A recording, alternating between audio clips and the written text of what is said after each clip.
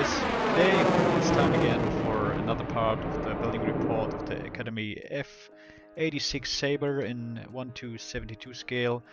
And the video is ready for you now, and let's start. The model is slowly taking shape, and today I will show you how you can modify the cockpit with simple means and how we paint a nice shiny airplane of the 50s. Yeah, but first let's take care of the wheelbase and the air brakes. Due to the size of the kit, I decided to paint these after gluing the airframe together. To do this, you start with a black base color, followed by a thin cloudy coat of AK Real Colors 262 interior green. You can highlight chippings and edges with AK 11345 interior green.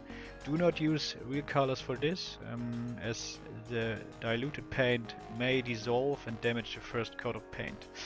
So switch to acrylic paints for this and you won't have any problems.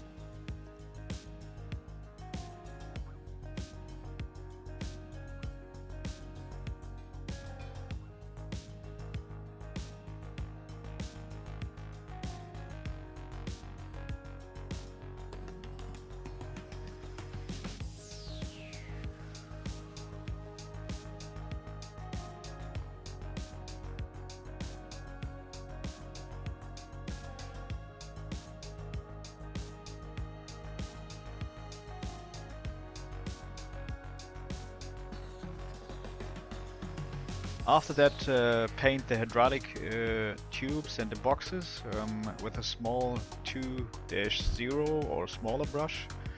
After everything has dried well and properly, highlight the contours with a brown or with grey wash and blend it with odorless thinner. As I already told you in the first video, the kit requires some finishing, sanding and engraving. Lost panel lines can be reworked with a CMK razor saw or the trumpeter engraving tool. Be careful and use a piece of tape as a go with or when necessary. If you slip with these tools, you will see every cut on the model, which means either sanding or filling again.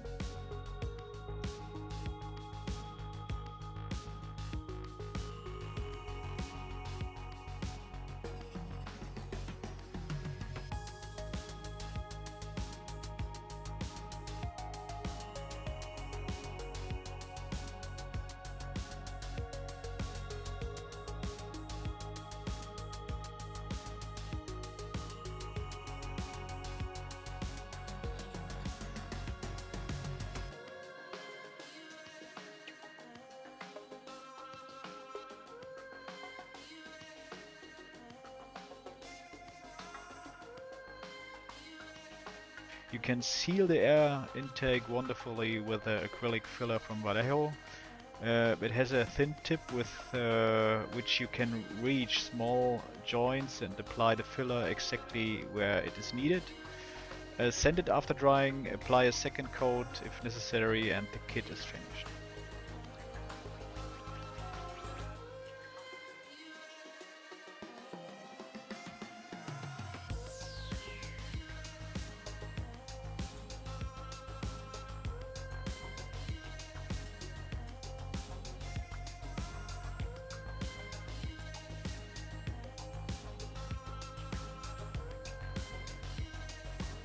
The cockpit canopy is somewhat difficult as the molds leave large residues that have to be sanded down first. To polish out light scratches, you can use the polishing paste from Tamiya, apply it and remove light fine scratches with it. In order not to damage the clear plastic, do not glue the canopy with plastic glue. I recommend the acrylic based ultra glue from MIG. It dries transparent and can be thinned with water. Prepare the rest of the canopy for painting using either a masking set from Eduard or masking tape that you have cut to size yourself.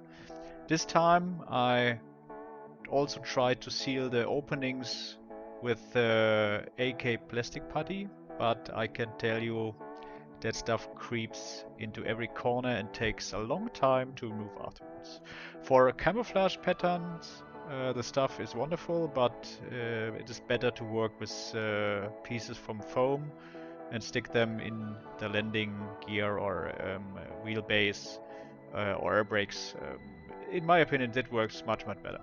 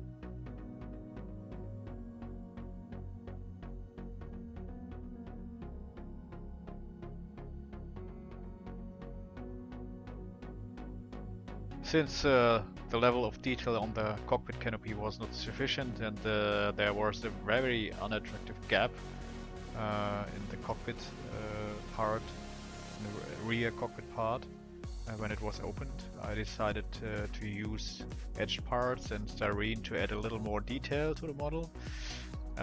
For the photo edge parts, attach them with super glue, cut them out with a cutter knife, use a sanding stick or file, and prepare it with a metal primer before painting the parts.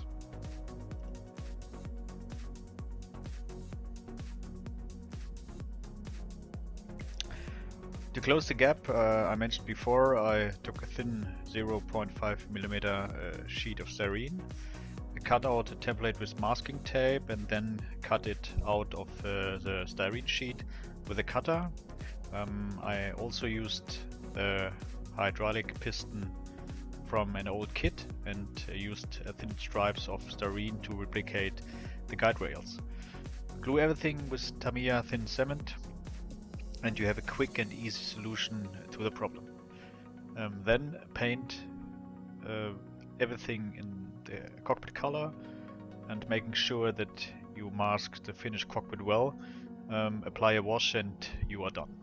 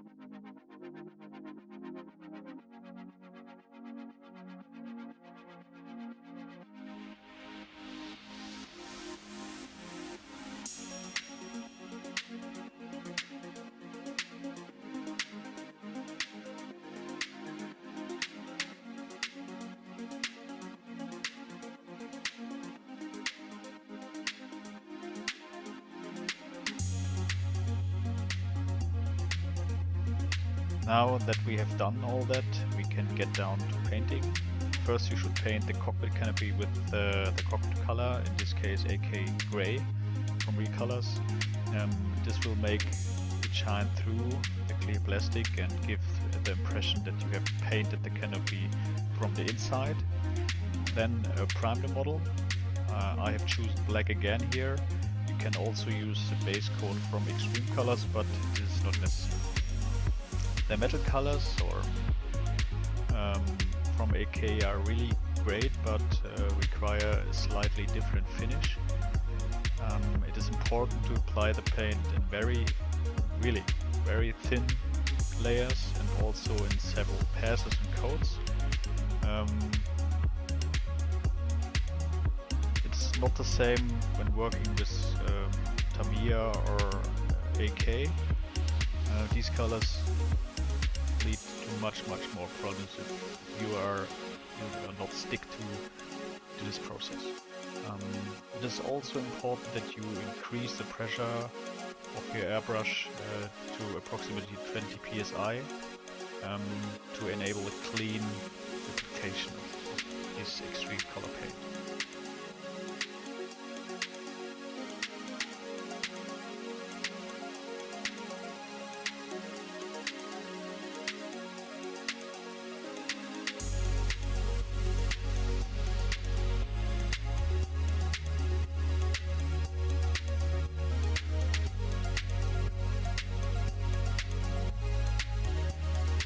To add a little more variety to the model, you can vary the metal tones and emphasize or brighten individual panels.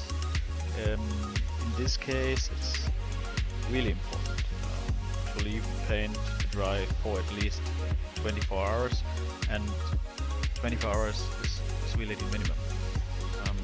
Otherwise, it can happen that you can remove or peel off the paint again with your masking tape. Or have unsightly fingerprints on the model. So let it dry for at least 24 hours. It's really important at these colors.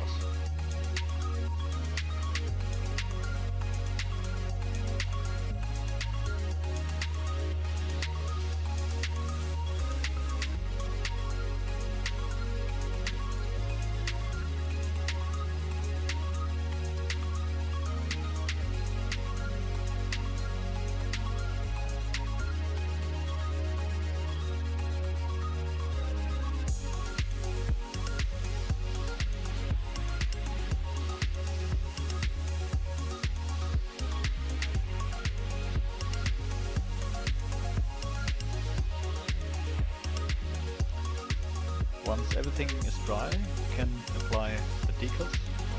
Here I have to say that these decals are really great in this kit. Easy to apply, perfect fit, in my opinion, simply great.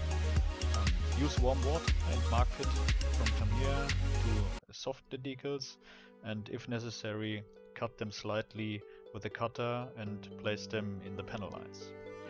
Finally, cover everything with silk matte clear varnish, and you have done it for this part. That's it for the day, guys.